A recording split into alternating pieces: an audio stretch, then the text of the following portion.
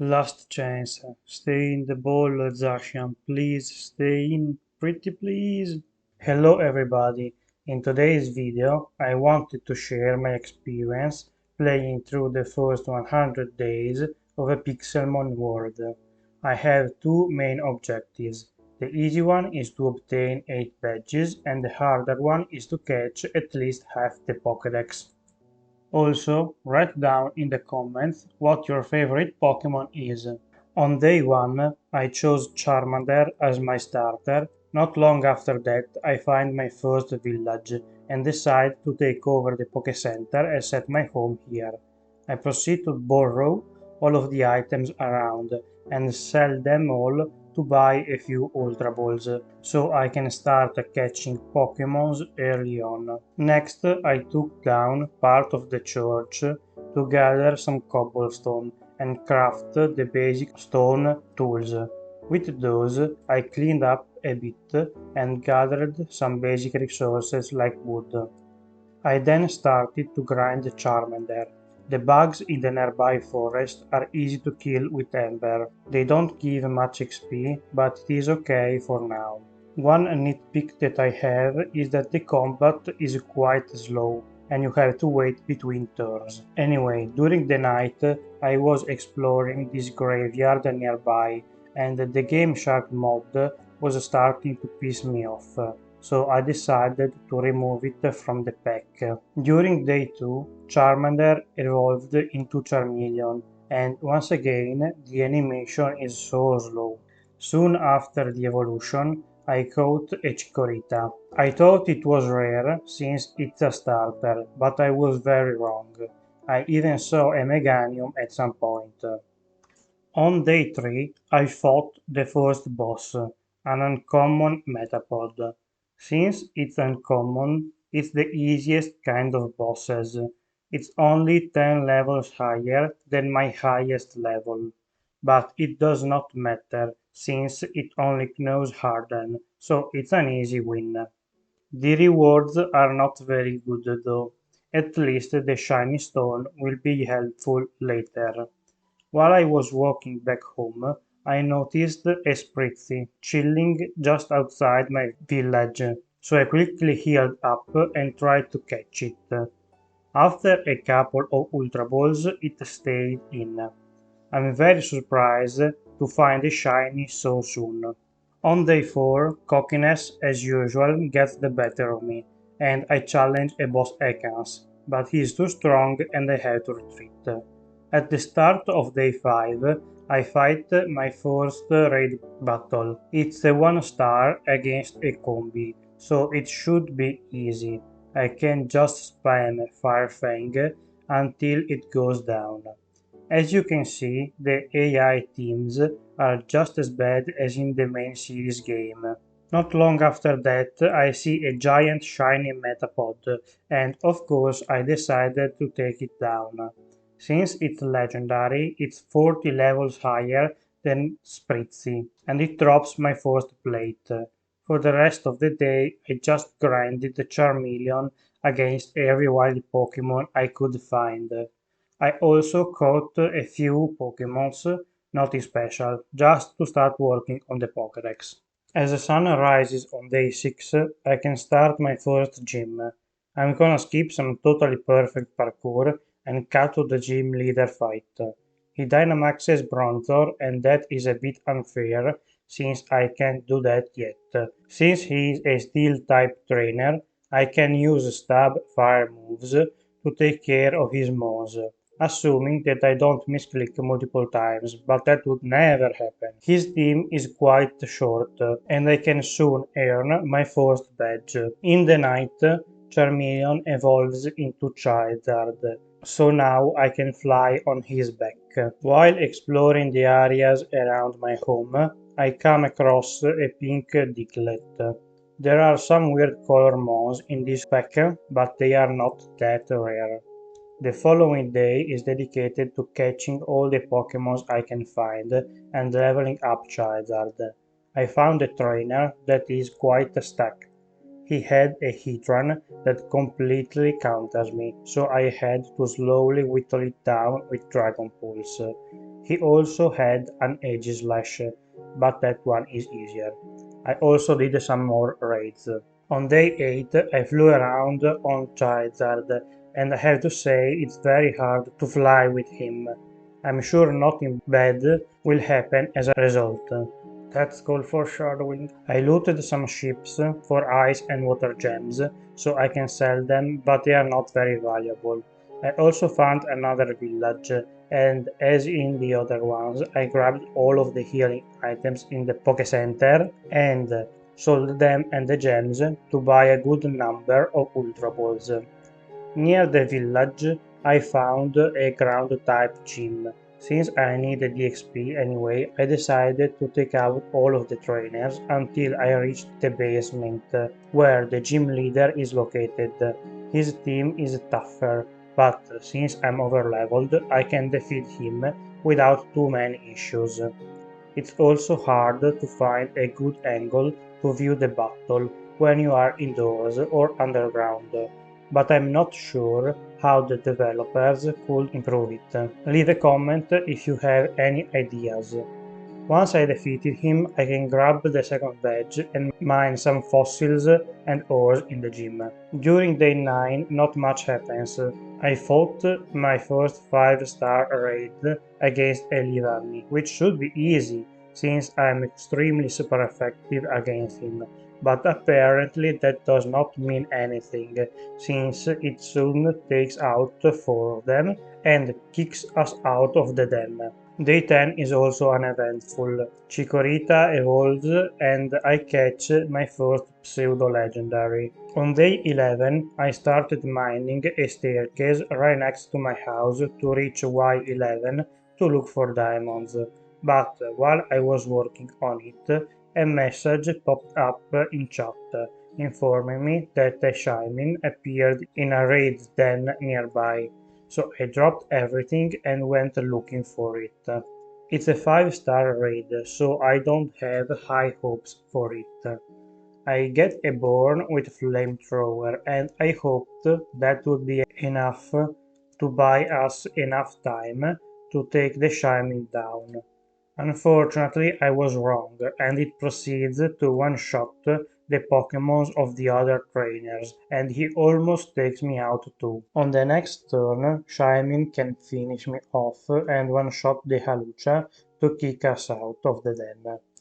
I attempted a 4-star Levani raid, hoping it would be easier, but it is still too hard for me. So I got back to catching everything in sight to increase the pokedex percentage. For the rest of the day and day 12, I kept catching wild Pokemon and killing them to level up Charizard. On day 13, I went back underground to mine for iron, bauxite, and diamonds. While I was strip mining, I was not paying much attention and I ended up dying to lava. I lost a lot of stuff, but most importantly, the Ultra Balls are gone. At least I found some diamonds not long after that, a nice 7 vein. During day 14 I got back to the surface and crafted some armor that I will enchant later when I have the levels for it.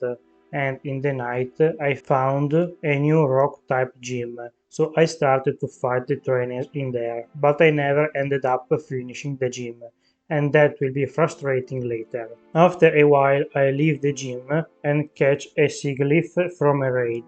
It will be an important member of the team later.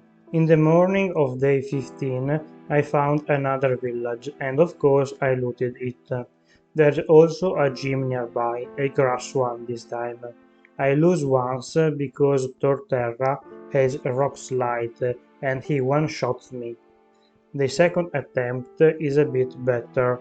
The gym leaders also can switch around their teams between attempts. That's a cool feature in my opinion, makes the fights more entertaining. Most of his team is easy and gets one-shotted by flamethrower, except for the Torterra. who leaves a hit with a sliver of HP, but this time he misses Rock Slide, so I can finish him off next turn and spend the rest of the day fighting raids to catch some more Pokemons and for the XP candies. Quick update on pokedex progression on day 16 and I'm only at 4%. For the rest of the day and on day 17 I mined underground and find quite a few diamonds. I also stopped by a lava pool and made and mined some obsidian that I will use to make a portal and an enchanting table. At night I climbed back up and made the portal, lit it up so I can take my first steps in the Nether in Pixelmon. I take the opportunity to collect some glowstone since it's needed for the PC and take out a bunch of poniards since they drop bauxite ingots. I also catch a couple of Pokemons here. I got out of the Nether on day 18 and finally crafted a PC so I can switch around my team and can grind XP for other Pokemon that can be evolved. During day 19 and 20, I switch train a few Pokemons, hoping to level them up and evolve them. I also defeated some low-level raids to collect XP candies that I use to evolve some more Pokemons. On day 20, while I was on the PC, I noticed that in the chat a message popped up about Meloetta, so I tried to catch her, but I ran out of Pokeballs and can't get more anytime soon. On day 21, I flew around Charizard exploring more of the world and looting, and I somehow died from this fall. I got back and almost died again in the same way. Man, I'm so dumb sometimes. While exploring the swamp on day 22, I saw in the minimap the icon for Azelf, so I looked for him, but once again I ran out of Ultra Balls. I'm only at 6% Pokedex, when I should be at 13, so I should definitely speed up with the catches.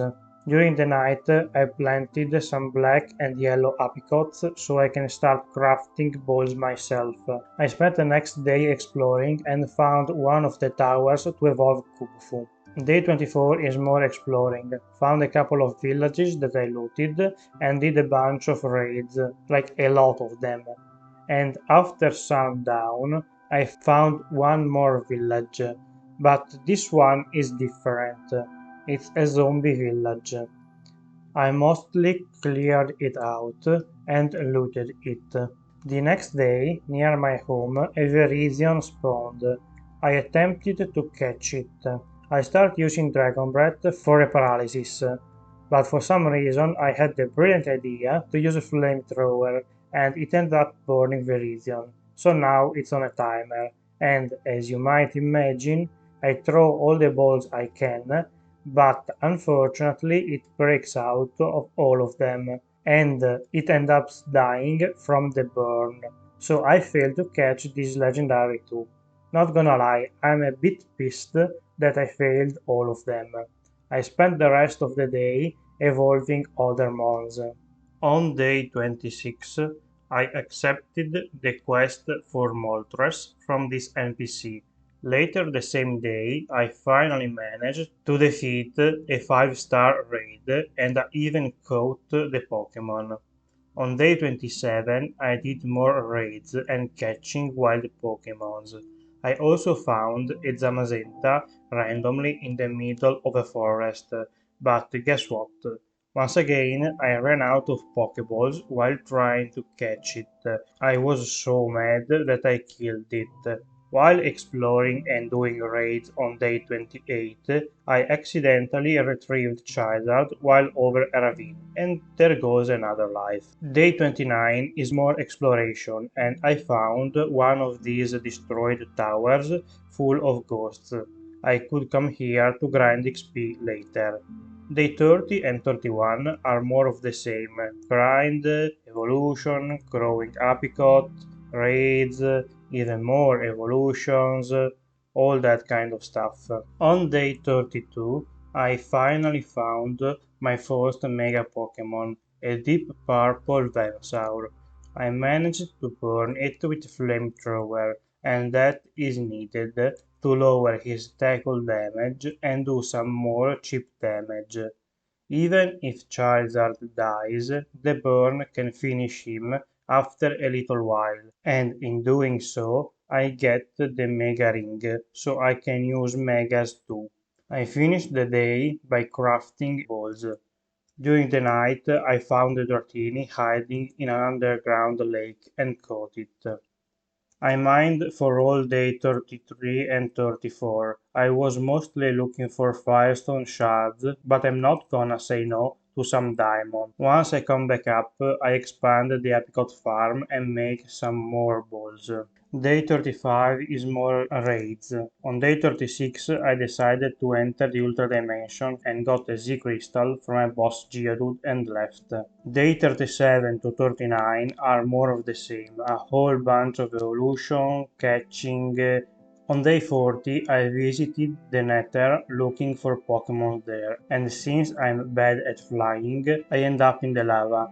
I probably could have saved myself if I ate a steak for HP regen, but I'm bad, so I die. On day 41 I check my progression and I'm now at 16%, so we are getting closer to where we should be. Day 42 is a good one. Another Viridian spawned near my house, and this time around, with Siglif on my side, I can put it to sleep, lower his HP and catch it finally. I spent day 43 mining thunderstorm shards in the nearby biome, evolved some mons and attempt a Fiome raid, but unfortunately it does not stay in the ball and runs away. On day 44 I find a Tornadus raid, but it does not go exactly how I wanted and I get kicked out. Near the den there's a village with another gym.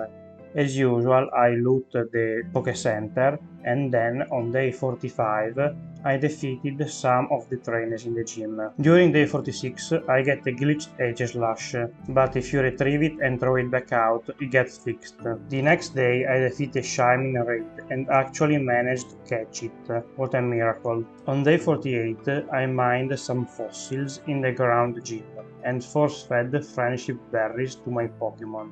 That's how you make friends, right? The next two in-game weeks are a blur of catching, exploring, evolving, making balls, and all kind of grinds, all the way until day 63, when I crafted a full power enchanting station and got Fortune 3 on a diamond pickaxe.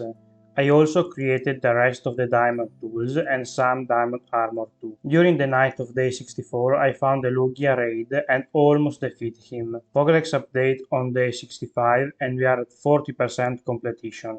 I spent the rest of the day mining coal to cook stuff.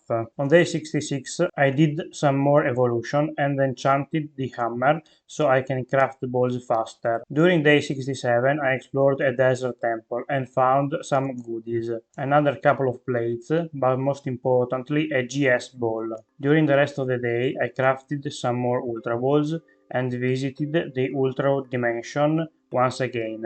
But since this place is so laggy, I can't fly, so I fall out of the world. On the night of day 68, while exploring the jungle, I found a temple with a couple of diamonds. Not much, but better than nothing. In the morning of day 69, I found a Tapu Bulu and witnessed the power of min-max rolls. First hit 45%, second hit 57%, so he dies.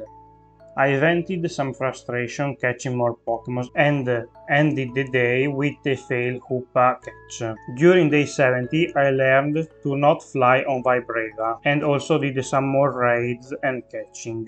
Day 71 is more of the same until in the morning of day 72 I managed to take down Mega Manectric. I also enchanted the Diamond Axe. The rest of the day I dove in the sea to mine for Waterstone shards. On day 73 I got kicked out of a Solgaleo raid. On the night of day 74 I got back to the Ultra World and spawned on a fortress near a ball containing a Zap plate. Found a Blaze spawner, but they don't spawn. I also found an end city and the levitation of the shulkers plus the low gravity is a nightmare.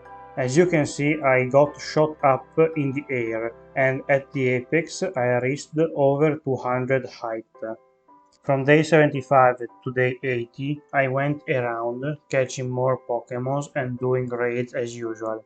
At this point, I'm at 49% dex completion, so almost there. On day 81, I decided to return to the Ultra Ball to catch some more Pokémons, but fell out of it like an idiot. Day 82 is mega fighting. Since the bosses are so overleveled, they are very fast, so I started using Garchomp with Bulldoze to lower their speed and outspeed them with the rest of my team.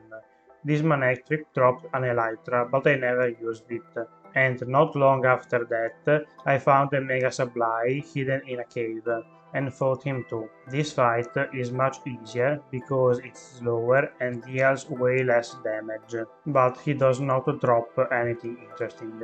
On day 83 I went back to the Nether and found a fortress, and nearby I saw a giant beehive, so I decided to explore it. I found myself surrounded by aggressive bees.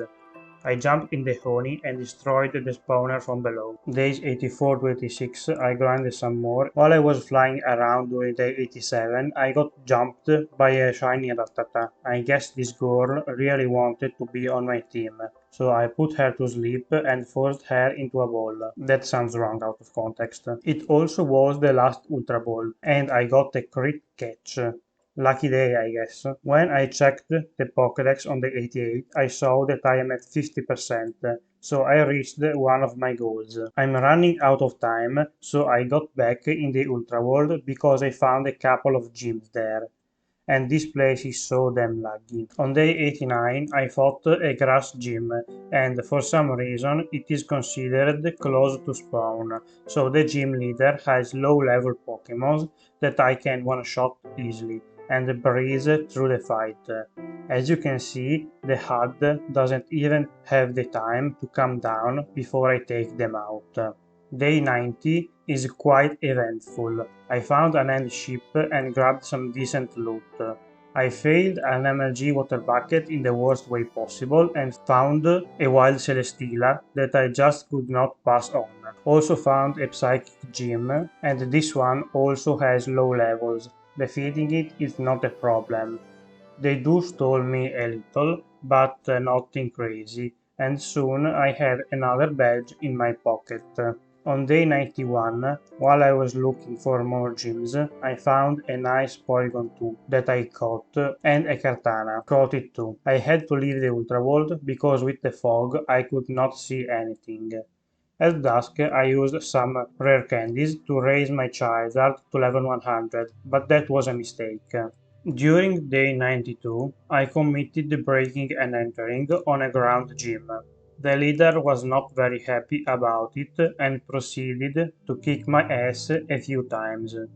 As you might have noticed, since I have a level 100 in my team, all of his Pokémons match it, so the fight is not exactly very fair in my opinion.